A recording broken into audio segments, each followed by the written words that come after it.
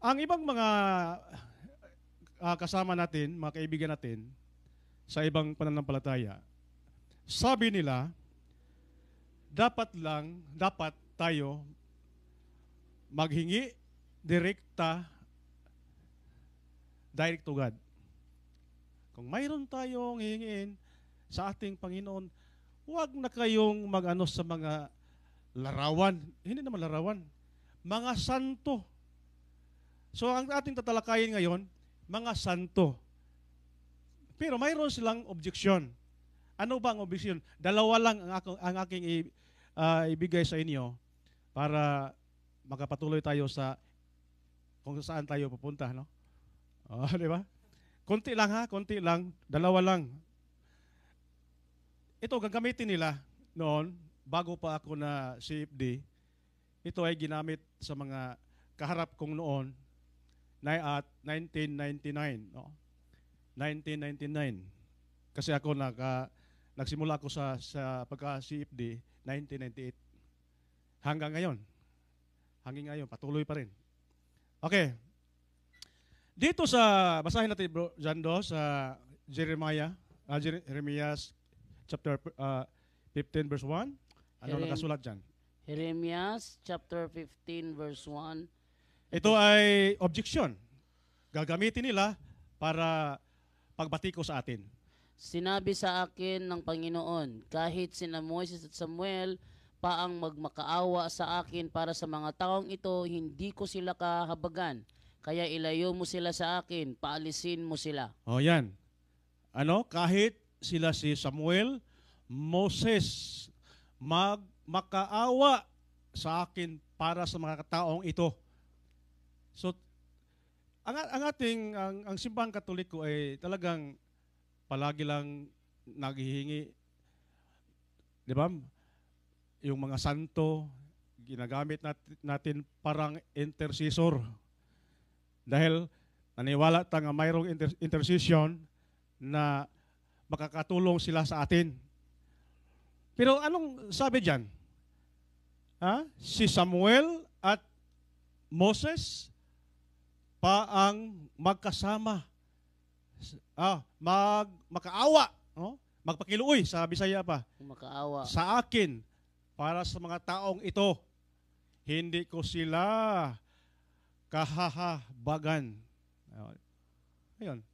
Bakit patuloy pa kayo na nag-practice na palaging naghingi kayo ng yung intercession. mga intercession?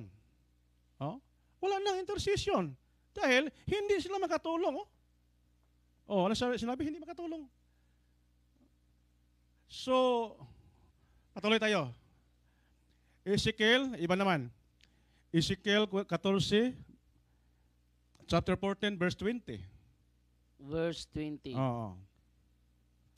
Okay? Kahit nakasama pa nga nila sina Noe, Daniel at Job, ako ang Panginoong Diyos na buhay, ay sumusumpang hindi nila maililigtas kahit ang kanilang mga anak, kundi ang mga sarili lang nila dahil sa matuwid nilang pamumuhay. Kahit kasama pa si Job, Daniel, sino ba yon? Noe. Mga propeta. Mga tauhan ng Diyos. Mga banal na tao yon. Kahit kasama pa sila sa atin, hindi sila makapagligtas sa atin. Di ba? Kayo, kung kayong dalawa, kung kayo ang Katoliko, paano ninyo i-depends ang iyong paniniwala, ang iyong pananampalataya? Kung gagamitin nila ito, paano? Bakit sinabi yan ni Ezekiel? Bakit sinabi sa ating Panginoon? Ipatuloy mo lang, Brother Jando, para masagot natin. Ako ang Panginoong Diyos ay nagsasabi na magiging kahabag-habag ang Jerusalem kapag ipinadala ko na sa kanila ang 4 na bibigat na parusa, ang digmaan, tagutom, mabangis na hayop at mga karamdaman, napapatay sa mga mamamayan nila at mga hayop. Pero may makakaligtas sa kanila na dadalhin dito sa Babylonia para isama sa inyo bilang mga bihag. Makikita ninyo ang masasamang ugali nila at gawa at mawawala ang sama ng loob ninyo sa akin sa pagparusa ko sa Jerusalem. Oo, mawawala ang sama ng loob ninyo kapag nakita ninyo ang pag-uugali nila at mga gawa, at maintindihan ninyo na tama ang ginawa ko sa mga taga-Jerusalem. Ako ang Panginoong Diyos na nagsasabi nito. So, patuloy lang tayo sa pagbasa, ang ating Panginoon ay nagagalit sa atin o sa kanila. Bisan dito sa atin. Kung magpatuloy tayo sa paggawa ng mga kasalanan, yan, hindi sila makatulong sa atin. Lahat ng mga santo, tawagin natin, hindi sila makatulong sa atin. Kahit si Mama Mary pa, ina ng ating Panginoon, hindi siya makatulong sa atin kung tayo ay magpatuloy sa paggawa ng mga kasalanan. Yan, sinagot na natin para hindi makalimutan. Di ba? So, kayon, patuloy tayo. Sinabi ko kanina na mayroong dalawang uri ng santo. Mayroong santo na mga anghel, banal na dati sa pagsimula. Mayroon ding mga santo na mga tao na namumuhay ng pagkabanal. Sino yon? Sino sila? Yung mga apostol, yung mga apostoles, sila, mga apostol, silang lahat ay naging santo dahil tinupad nila ang ating Panginoon na sinabi, magpakabanal kayo dahil ang ating Panginoon ay banal. Unang Pedro 1:16 at saka Matthew 5:48. Basahin mo yon, Maria Janda. Unang Pedro 1:16, sapagkat sinasabi ng Diyos sa kasulatan, magpakabanal kayo dahil banal ako. Yan. Yung mga apostoles na yan, namumuhay sila dito. Dito pa lang sa lupa, nagpakabanal sila. So, tinupad nila ang invitation sa ating Panginoon na magpakabanal kayo dahil ang ating Ama sa langit banal. Ngayon, mayroon tayong santo na sila si Saint Michael, Saint Raphael, Saint Gabriel. Sila ay mga anghel. Mga anghel, ano ba Tagalog ang anghel? Anghel. Anghel din. Maghanap pa tayo ng Tagalog na line. Dali, no? Ngayon, sino ba ang prinsipe ng mga anghel? Sino? Prinsipe? Yun. Saint Michael? Ang sabi dito sa Salmo 34:7. Basahin natin. Okay. Makatulong ba sila sa atin? 24:7. Oh. Ang anghel ng Panginoon ay nagbabantay sa mga may takot sa Diyos at ipinagtatanggol niya sila. Ano kasabi? Magbabantay sa mga may takot sa Diyos. Kung wala kayong takot sa Diyos, anong mangyari sa iyo? Mayroon bang anghel na magbabantay sa iyo? Wala. Wala. Kahit sa paghawak pa lang, hindi kayo hawakan dahil ang anghel ay banal. Kayo, hindi. Pero pag magpakabanal tayo, hahawakan tayo sa mga anghel kasi pareho tayo banal. Ngayon, iba ba? Ano magyari? Nagtatanggol niya sila. Sumaligtas tayo. Ito ay tinatawag na mga guardian angels. So tama talaga na naniniwala tayo na mayroon talagang guardian angels. Marami sila. Okay. Iba. Sa Hebrewanon chapter 1 verse 14. Anong nakasabi diyan? Hebrew 1:14. Ito sabi. Kung ganoon, ang mga anghel ay mga espiritu naglilingkod lang sa Diyos at sinusugo niya para tumulong sa mga taong tatanggap ng kaligtasan. Di ba? Paano kayo maligtas kung yung mga anghel ay parang nagalit sa iyo? Ipadala sa Ama ang banal na mga anghel para sa pagligtas sa atin dito sa lupa. Oh, di ba?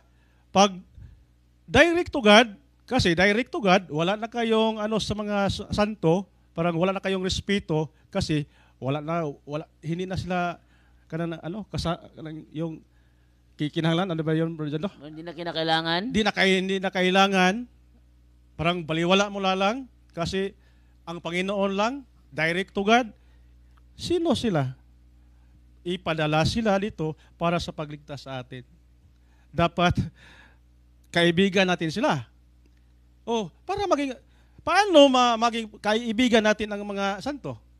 Yung mga ibang mga sikta dyan, na palaging binatikos nila dyan. Hindi makatulong yung mga santo ninyo.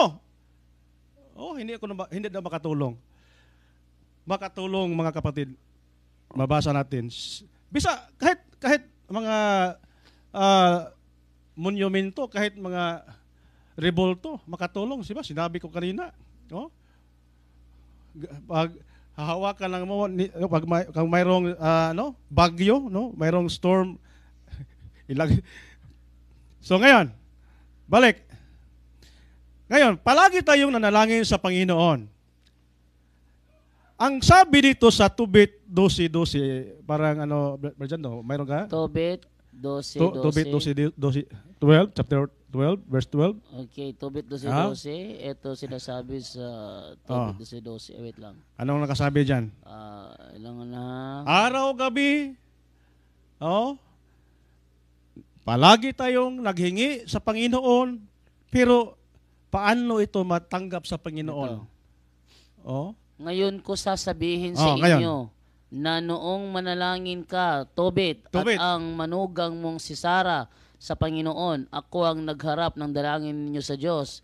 Ngayon din ang ginagawa ko tuwing may nililibing ka. Siya ang nagharap. Sa Bisaya, panagdala.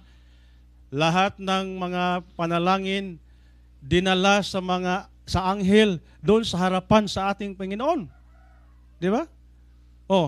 Pag hindi mo kaibigan ang anghel, ano mangyari sa panalangin mo? Makarating ba sa harapan ng Diyos? Hindi. Parang sa libay itapon na lang. Parang walay ayaw tawa na to sa Tagalog. Parang walang kwenta. Walang kwentang tao ito, di ba? Yun lang, mga kapatid, na ito ay nagpapatunay na dapat mahalin at sambahin natin ang mga santo. Ano bang klaseng pagsamba? Maintindihan ninyo ngayon kung anong klaseng pagsamba. Ito, ang trabaho sa mga anghel, magdala sa ating panalangin patungong langit. Pinadayag, pahayag 8, 3 hanggang 4. Pahayag 8:3 hanggang 4. May isa pang anghel na lumapit sa altar, dala ang isang gintong lalagyan ng insenso. Binigyan siya ng maraming insenso para maisama niya sa mga dalangin ng lahat ng mga pinabanal ng Diyos at maihandog sa gintong altar sa harap ng trono. Okay. Anong nakasabi? Ang lahat ng mga dasal? Lahat ng mga pinabanal ng Diyos at maihandog sa gintong altar sa harap ng trono. Yung mga, wala kayo? Dalangin. Dalangin, no? Maisama niya sa mga dalangin ng lahat ng mga lahat ng dalangin, no? So, patungong harapan sa trono, sa altar, no? Dalhin sa mga anghel. So, dapat mayroon tayong magandang relasyon sa mga banal, no? Mga anghel. Ngayon, sabi nila, okay, walang problema. Mga anghel, mayroon, makatulong sila. Ang mga tao, dahil sila ay may mga kasalanan. Lahat nandyan pa sila sa lupa. Hindi sila buhay. Paano dinggin ang panalangin mo? na patay na silang lahat? Patay na ba silang lahat? Ha? Yung mga apostoles, yung si Mama Mary, patay na ba sila? Ha? Namamatay na ba? Buhay. Buhay.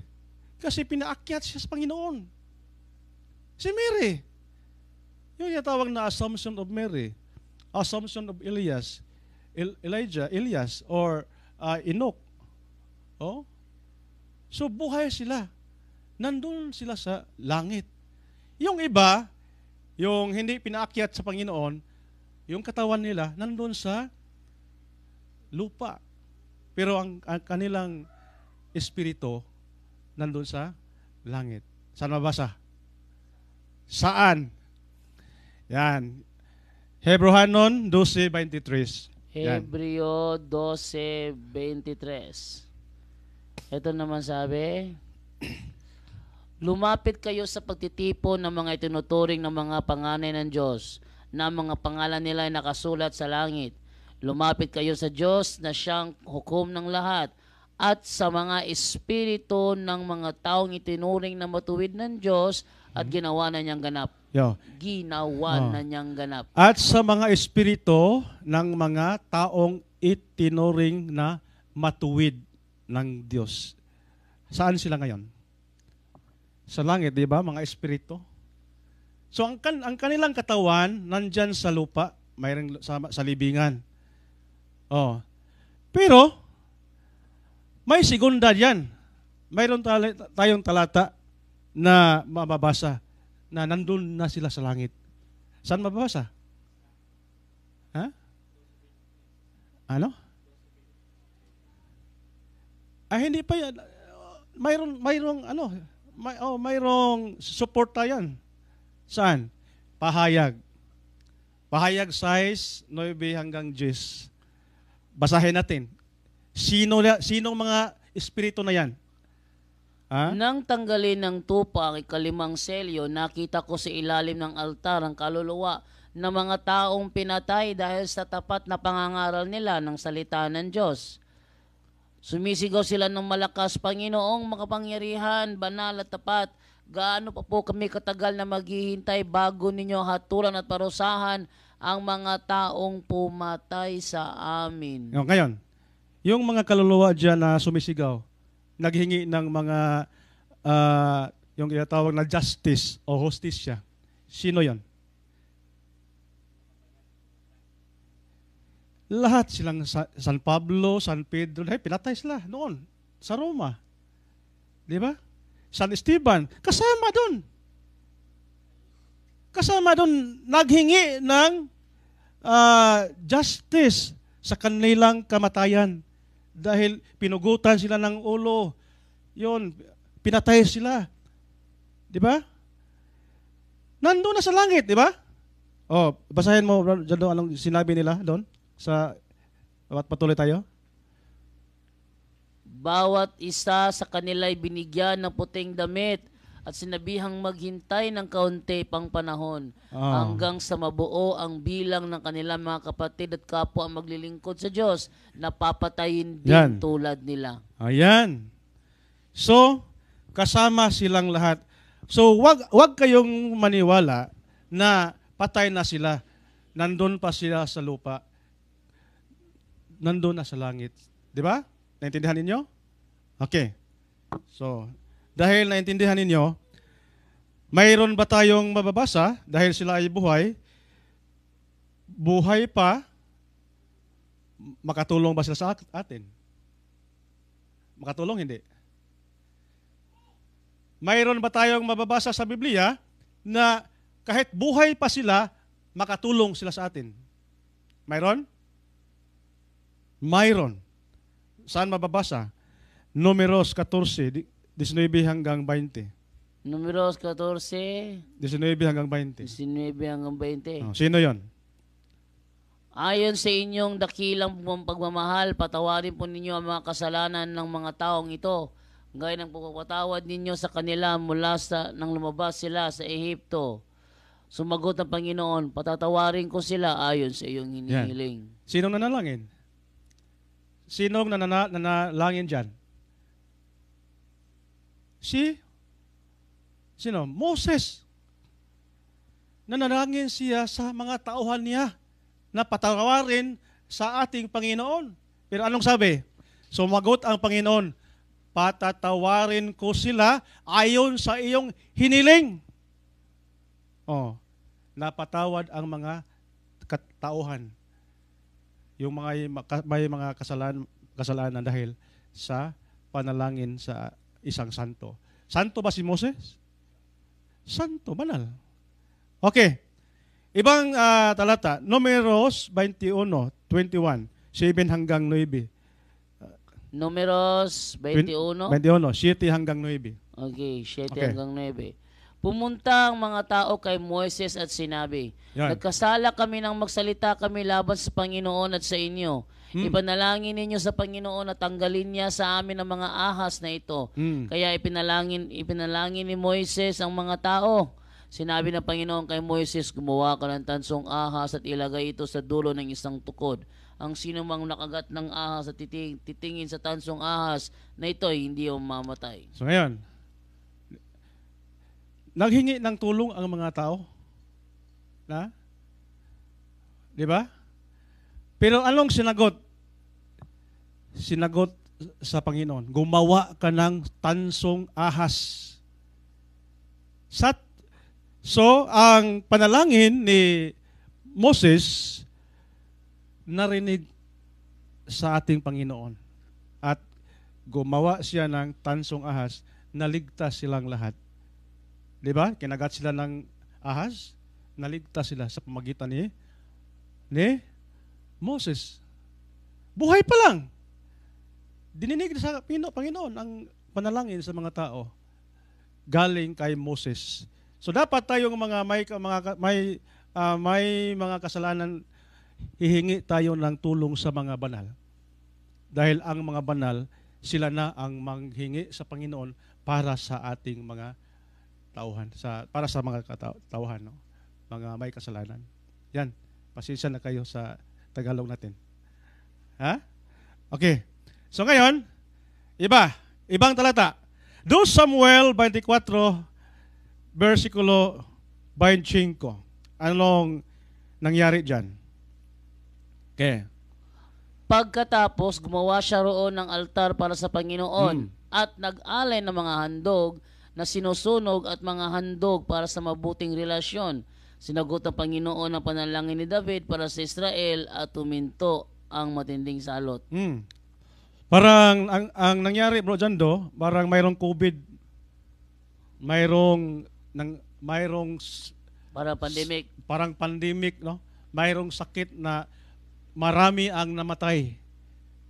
So, sino ba ang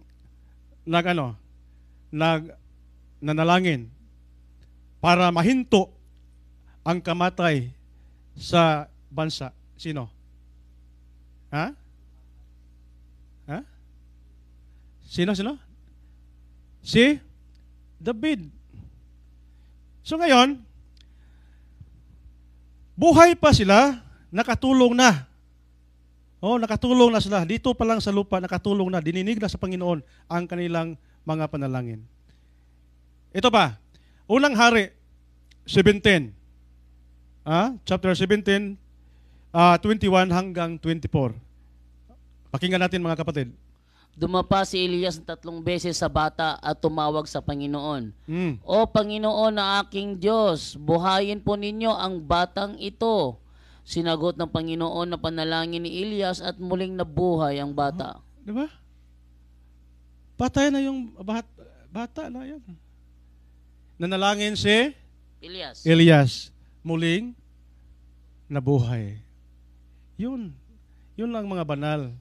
Pakinggan sa Diyos. Pakinggan sa ating Panginoon kung ang banal na ang manalangin. Iba pa. Job 42, 8 hanggang 9. Pakinggan ninyo, ha? Ito, ha? May 3 barkada ni Job. Okay. Bro Jando.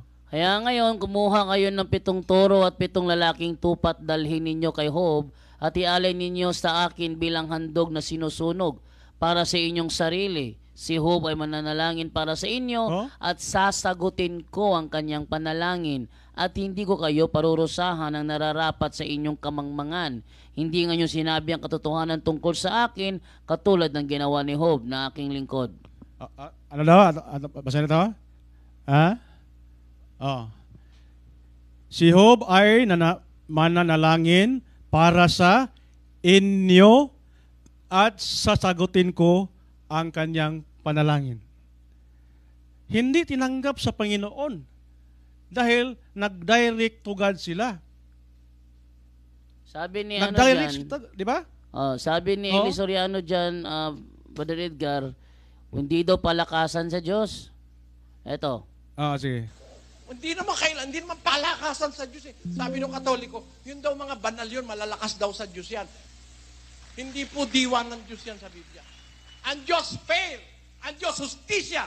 Kahit ikaw ang pinakawalang kwentang tao, pag kailangan mong magkamit ng justisya, makakamit mo, hindi palakasan. O yun. Ang ating hingi ng tulong sa mga santo, hindi naman palakasan. Hindi naman palakasan dahil tayo ay mayroong kasalanan. Parang ang ating mga dalangin, Bro Jando. Ito, yung binasa natin yung mga kasamahan ni Job. Anong nangyari? Parang ginawa nilang direct to God kasi nagpalakas sila sa ating Panginoon. Pero sinagot ba sa ating Panginoon ang ilang dalangin? Binalik kay Job. Binalik. Punta kayo ni Job kasi si Job na ang manalangin para sa inyo at sasagutin ko si Job. Natupad ba yun? 9. Basahin natin. 9. Kaya ginawa ni na Eliphaz at taga Teman, Bildad na taga Shua at Zophar na taga Naama ang iniutos ng Panginoon sa kanila at sinagot ng Panginoon ang dalangin ni Job. Di ba? Sinagot ng Panginoon ang dalangin ni Job. So nag-direct to God sila, parang protestante, direct to God. Anong sabi? Punta kayo sa mga banal. Punta kayo sa aking alagad na si Job. Siya ang manalangin para sa inyo at dinggin ko ang panalangin ni Job. Yun. So nakasulat sa Biblia dyan. Hindi ito palakasan. Ha? Hindi ito palakasan. So nakasulat na sa Biblia. Okay. Dito sa Santiago 5:17 hanggang 18. Santiago 5:17 hanggang 18. Katulad ni Propeta Elias, tao rin siyang tulad natin. Mataimtim siyang nananalangin na huwag umulan at hindi nga umulan ng 3.5 taon. Ngayon, nanalangin si Elias. Ilang taon na hindi niya gustong paulanin? 2 at 3 taon at kalahati. 3 taon kalahati. 3 katuig tunga. Hindi umulan. Hindi umulan. Grabe. Anong mangyari sa ating bansa kung walang ulan? 3 taon. 18. Yung ekonomiya natin ay parang At masyadong bababa yung ekonomiya natin. Sa 18, at nang nanalangin siya para umulan, bumuhos ang ulan. Grabe ang panalangin sa isang santo. Pag hindi ito nanalangin si Elias, anong nangyari? Walang ulan. Hanggang ngayon, walang ulan. Walang ulan. Magpasalamat tayo nga nanalangin siya ulit. Dahil may ulan na hanggang ngayon. Wala pa. Walang ulan hanggang ngayon. Walang ulan hanggang ngayon. Walang ulan, di ba? Di ba? Yan ang nangyari mga kapatid. Ibang teksto. Unang Hari 18:46. Unang Hari 18:46. Ito naman. Saan ba galing? Bakit mayroon silang power? Saan ba galing ang power nila? Yung mga santo. Pinalakas ng Panginoon si Elias, ibinigkis niya sa baywang ang balabal niya at tumakbo at nauna pa kay Ahab papunta sa Jezreel. Naging the flash. 18 Naging the flash. Okay. Naunahan pa si Ahab. Dahil ang mga santo, mayroon talaga silang ibigay sa ang ating Panginoon na ito ay power na tinatawag na beatific vision. Alam niyo? Beatific vision. Beatific vision. Ipaliwanag ko mamaya, no? Ano yung beatific vision. Okay. Ngayon, aking na paliwanag sa inyo ngayon na mayroon talagang mga santo, mga anghel, makatulong, at yung mga taong banal nandun sa langit, makatulong, at sila dapat nating sambahin. Ano bang klaseng pagsamba? Sambahin ba natin sila bilang Diyos o sambahin bilang respeto? Ano bang pagsamba na ibigay natin sa kanila? Respeto, veneration. Mayroon talagang tatlong uri na pagsamba. Ang ating simbahan ay nag-recognize ng tatlong pagsamba. Unang-una, ito ay tinatawag na latria. Latria means worship due to God alone. Sa ating lang Panginoon. Dolia, ito ay hyperdolia. Ito ay pagsamba natin kang Mary bilang ina ng Diyos, na si Mary ay mas mataas siya sa ibang mga santo. Dahil ina siya ng Panginoon, dahil reyna siya sa langit. So ngayon, sambahin siya bilang hyperdolia. Mayroon din dolia. Ang pagsamba natin sa mga santo kasama niya. Hindi ito samba na adoration. Hindi ito adoration. Dahil sa English ay mayroon talagang dalawa. Veneration at saka adoration. So yon. Yung veneration, mababasa ba sa Biblia na sila ay dapat nating sambahin? Mabasa ba? Mayroon bang sinamba na mga santo dyan sa Biblia? Mayroon. Basa, Bro Jando, Josue 5:14. Josue 5:14. Sinong sinamba dyan? Okay, sabi dito sa Josue 5:14, hindi sagot ng lalaki. Naparito ako bilang pinuno ng mga sundalo ng Panginoon. Nagpatira pa si Josue bilang paggalang sa kanya at nagtanong, Ginoo, ano po ang gusto niyong ipagawa sa akin na inyong lingkod? Sa ito, nagpatira pa. So sa ibang version, sumasamba. Ayan. Sumamba, no? Anong version? Ang dating Biblia. Okay. At si Josue ay nagpatira pa sa lupa at sumamba. Nagpatira pa sa lupa at sumamba. Anong klaseng pagsimba yon? Mga kapatid, mayroon talong mabasa, sumamba. Di ba? Ito ay tinatawag na veneration. Sino bang sinamba yan ni Josue? Anghel. Yung pinuno ng mga anghel, sino? Saint Michael. Yun o. Yun ang sinamba ni Josue. So dapat ay sambahin ang mga santo na mga anghel. Ngayon, mayroon bang taong banal na sinamba? Basa, mayroon. Nandyan sa Daniel 2:46. Anong nakasulat dyan? Okay, Daniel 2:46. Ito yung sabi sa Daniel 2:46. Nang magkagayoy ang haring Nabucodonosor nagpatira pa at sumamba kay Daniel.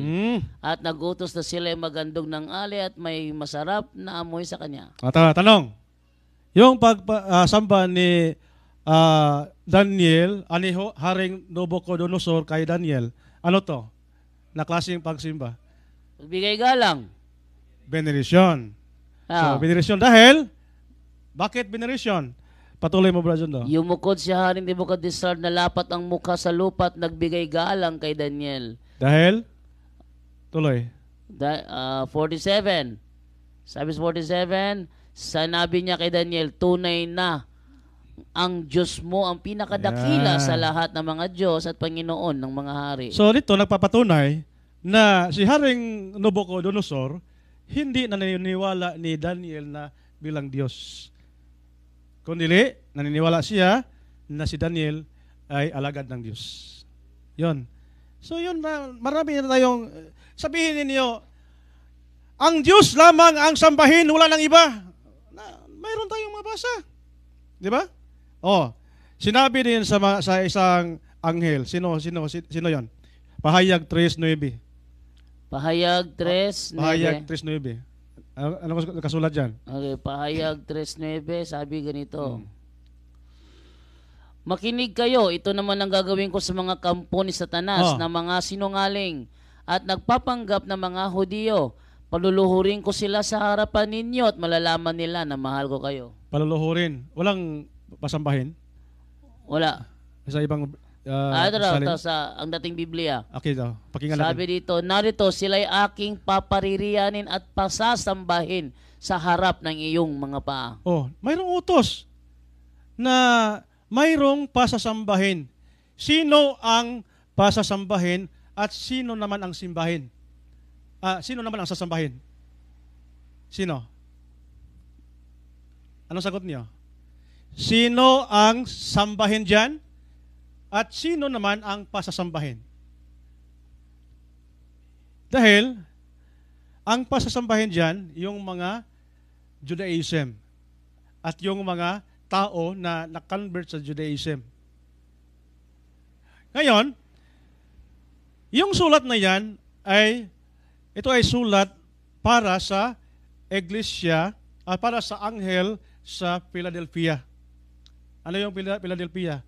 Mayroong iglesia doon. At mayroon ding angel. Sino ba yung angel? Bakit ginamit ni Juan ang angel? Ito ay tinatawag na symbolic. Symbolic. Kasi noong panahon na yan, ay panahon ito na mayroon talagang nangyaring persecution. Pinatay sila lahat. Si Juan. Sa pagsulat ni Juan dyan, para hindi matris ng mga tao na papatayin sila, ginamit nila ni John ang symbolic name. Yung angel ginamit para sa obispo sa Philadelphia. Ilagay niya dyan, obispo sa Philadelphia, paluluhurin kayo sa obispo sa Philadelphia. Ang ginamit ni John, angel. Para dili matris ang obispo sa Philadelphia at hindi mamamatay. Ngayon, anong nangyari? Hindi sila namatay. Hindi namatay ang obispo sa Philadelphia dahil ginamitan ng symbolic name. Okay? Nahayagan ba kayo? So, okay. Iba pa. Iba pang sinamba. Sino? Gawa 10:25. Gawa 10:25. Gawa. Ito naman, sabi dito. Ha? Nang dumating si Pedro, sinalubong siya ni Cornelius at lumuhod para sambahin siya. Lumuhod at sambahin siya. No? Lumuhod. Sinalubong siya ni Cornelio at lumuhod para sambahin siya. 'Di ba? Sinamba. Mayroong katanungan. Anong klaseng pagsamba ito? Veneration. Veneration. Ang sabi ng mga ibang sikta dyan, bakit ginamit ninyo? Na ipatuloy niyo? Anong nangyari? Sinagalitan siya. Oh? Pero pinatayo siya ni Pedro at sinabi, tumayo ka, dahil ako'y tao rin katulad mo. Pinatayo. Bakit ginamit ninyo? Ibang katanungan na yan. Dahil ibang katanungan na yan, ibang sagot. Bakit pinatayo siya ni Pedro? Dahil ang paniniwala ni Pedro kay Cornelio, sinamba siya bilang Diyos. Bilang Diyos. Pero, sa side ni Cornelio, respeto, paggalang. Dahil, yung tao na yan, si Cornelio, na sabi ng anghel, ipakuha mo si Cornelio dahil mayroon siyang mga salita para sa inyong kaligtasan sa buong pamilya niyo. Di ba? So, Ang paniniwala ni Cornelio, tao lang si Pedro. Oh, di ba sinabi ni Pedro, huwag mo akong sambahin, tao lang ako. Bakit? So, nandyan sa isip niya na, oh, hindi ko Diyos. Tao lang ako. Yon ang dahilan kung bakit pinatayo siya. Huwag mo akong sambahin. Pero, hindi niya napigilan si Cornelio na magsamba sa kanya bilang tao, hindi Diyos. Okay, i-search mo sa Google, i-search mo sa AI kung anong klaseng pagsamba para maliwanagan kayo. Parang ayaw mo maniwala sa akin, i-search mo lang sa AI, Google. Okay. So ngayon, ito naman, gamitin nila sa pahayag 22. Gamitin nila para mapahiya tayo. Parang ihinto na natin ang pagsamba. Okay. Basahin natin. Pahayag 22, 8 hanggang 9. 22:8. Ito yung mga talatang ginagamit nila. Oh. Akong si Juan ang nakarinig at nakakita ng lahat ng ito. Matapos kong marinig at makita ang lahat ng ito, lumuhod ako upang sumamba sa anghel na nagpakita sa akin ng mga ito. Oh, tanong. Before ako mag-explain, magtanong ako sa inyo. Anong klaseng pagsamba ni Juan sa anghel? Veneration, hindi adoration. Dahil nakilala na ni Juan kung sinong nakita niya. Anghel, sambahin pa niya na bilang Diyos ang anghel. Oh, di ba si John ay mayroon talaga siyang power. Oh, mayroon talaga siyang beatific vision na binigay sa ating Panginoon. Bakit hindi niya alam ang sinamba niya? Dahil alam niya ang sinamba niya, anghel, ito ay nagrespeto lang siya. Sinamba lang niya bilang alagad ng Diyos. Okay. At bakit naman? Patuloy natin sa 9. 9, ha? Ano? Ha? Pero sinabi niya sa akin, huwag mo akong sambahin. Huwag mo sambahin, ha? Sapagkat katulad mo, alipin din ako ng Diyos at ng mga katulad mong propeta. At ng lahat ng sumusunod sa mga nakasulat sa aklat na ito, ang Diyos ang sambahin mo. Pag ating patunayan na mayroon bang sinamba, yes, mayroon. Gamitin natin ng mga teksto niyan. Patuloy tayo, bakit naman nagsabi si Juan na huwag mo akong sambahin? Ibang katanungan na yan. Ibang sagot na yan. Bakit hindi siya gustong sambahin ni Juan? Dahil si Juan, kahit dito pa lang siya sa lupa, buhay pa, namumuhay siyang banal. Parang ang kabanalan sa anghel ay yun din ang kabanalan ni Juan. Pareho lang tayo, di ba? Pareho lang tayo. Hindi ako sasamba sa iyo. Huwag mo lang aking samba. Huwag mo akong sambahin. Ako, hindi din sasamba sa iyo. Pareho lang tayo. Sambahin lang natin ang Panginoon. Dahil ang Panginoon mas labaw sa atin. Di ba? Doon sa langit, lahat ng mga santo, magsamba lahat doon sa Diyos. So, nakalibel si Juan sa kabanal sa anghel. Yun ang paliwanag mga kapatid. So, ngayon, ang malaking katanungan ngayon, ito. Makaampo ba sila? Makapagdasal. Makapagdasal ba sila sa atin dito sa lupa? Nandoon sila sa langit?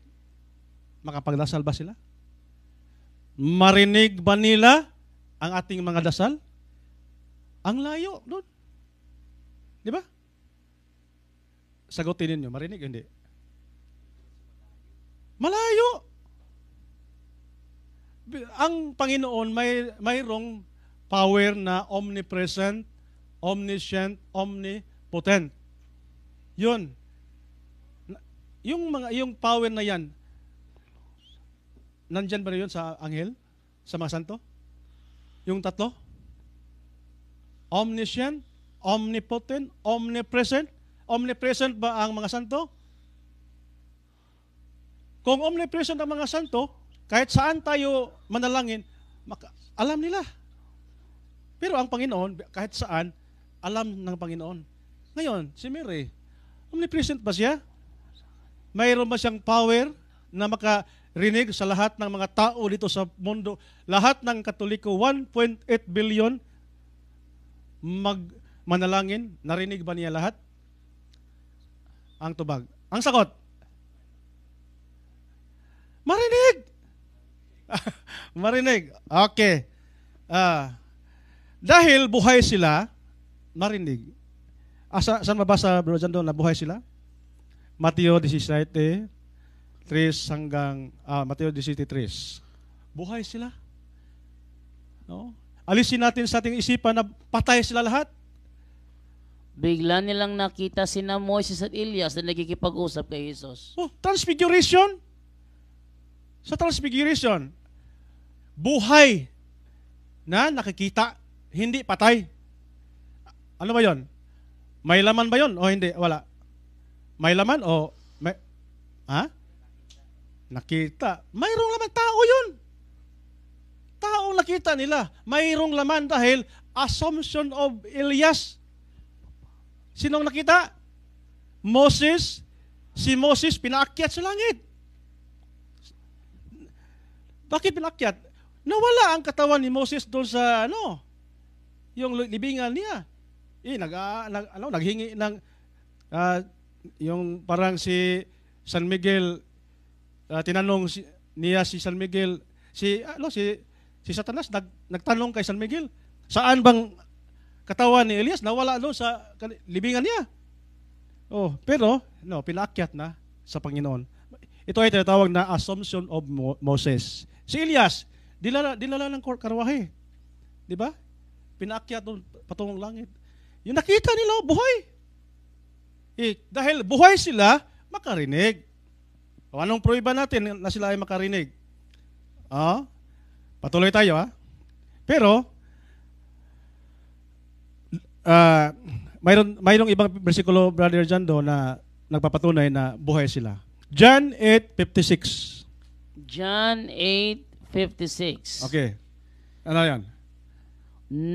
Natuwa ang ama ninyong si Abraham nang malaman niyang makikita niya ang aking kapanahunan. Nakita nga niya ito at natuwa siya. Di ba? Ang tagal lang namatay si Abraham. Bakit natuwa siya sa pagdating sa ating ni Jesus Christ dito sa lupa? Nakita niya. Pagpatay hindi na makita, hindi na makakita, di ba? Patay na. Ngayon, nagpapatunay ito, John 8:56, buhay na buhay sila. Okay. Yung kanina, binasa natin sa pahayag size 9 hanggang 10, yung naghahanap ng hostisya, binasa natin kaganina, mga buhay, di ba? Buhay? Okay. Ngayon, kay buhay sila, makarinig ba sila sa lahat ng mga panalangin, sa lahat ng mga dasal natin, mga buhay dito sa lupa? Okay. Basahin muna natin ang unang Korinto 13:12. Unang Korinto 13:12. Sa ngayon, para tayong nakatingin sa malabong salamin. Yan. Hanap. Ngunit darating ang araw na magiging malinaw ang lahat sa atin. Bahagya lamang ang ating nalalaman sa ngayon. Ngunit darating ang araw na malalaman natin ng lahat, tulad ng pagkakaalam ng Diyos sa atin. Yan. Parang mayroon lang kaalaman ang mga santo. Lahat, parang yung power na beatific vision, kahit saan sila, nandito sa lupa, makita nila ang lahat. Di ba? O ngayon, saan ba ang pagpapatunay? Pahayag 5:13.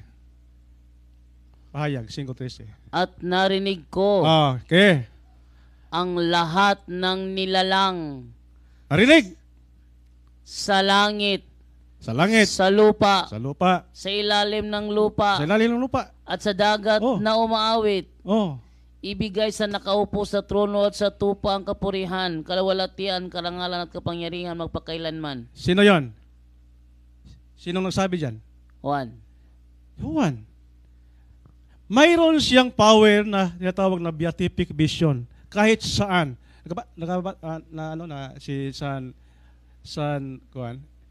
Si San Vicente Ferrer. Oh. Ito ay tinatawag na by location. Si San Vicente Ferrer, mayroon talagang symbol. Yung kanyang imahe may pakpak. May pakpak. Oh. Pero ito, ang power ni Juan ay makarinig sa lahat ng mga yung mga ginawa yung mga panalangin. No? Ano? no? Umaawit. Aking narinig at narinig ko ang lahat ng nilalang. Lahat ng nilalang. Narinig niya. Doon sa langit, dito sa lupa, sa ilalim ng lupa. Grabe. Sino ba yung to sa ilalim ng lupa? Ito yung nandun sa ilalim ng lupa. Sino ba sila? Ha? Yung mga tao. Dahil bilog itong mundo, di ba? Ilalim ng lupa. Yung dito tayo ngayon sa ibabaw tayo. Oh. Pagbukas sa ilalim naman tayo. So, dito siya nakatindig, napakinggan niya lahat ang mga tindig ng mga tao sa ilalim. Sa langit, tibuok universo, napakinggan niya lahat. Ito ay tinatawag na beatific vision.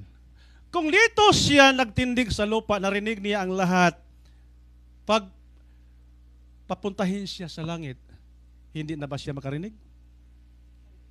Makarinig din, vice versa yan. Vice versa, kung saan siya makarinig. Dito siya sa ibaba, doon siya sa itaas, makarinig siya dahil ang power na yan, parang universal yan. Oh, universal yung power na ibigay sa ating Panginoon. Ngayon, si Mary, mas mataas si Mary kay John. Bakit hindi siya bigyan sa ating Panginoon ng power sama sa power ni John? Mas malakas pa si Mary kay John. Ina ni Kristo. Spouse of the Holy Spirit. Parang asawa. Di ba? Si Mary parang asawa sa Holy Spirit. Hindi siya magbigay sa power. So, yun ang pagpatunay natin mga kaibigan na i-abolish natin sa isipan natin na hindi sila makarinig. Sa ating pagrosaryo sa Mahal nga Birhen, narinig niya. Narinig niya. Lamang hindi lahat nakatanggap dahil nagdepende ito sa puso natin kung ang ating paghingi sa Kanya, ito ba ay totoo, tunay na dasal. Mayroon namang nagdasal na parang walang-wala lang sa isip. Para matapos lang ang rosary, okay na. Bilis. Pabilisan. So, yun ang pagpatunay natin, mga kapatid. So, yun lang. Sumari lang natin para patuloy tayo sa mga katanungan. To make His message known is our response.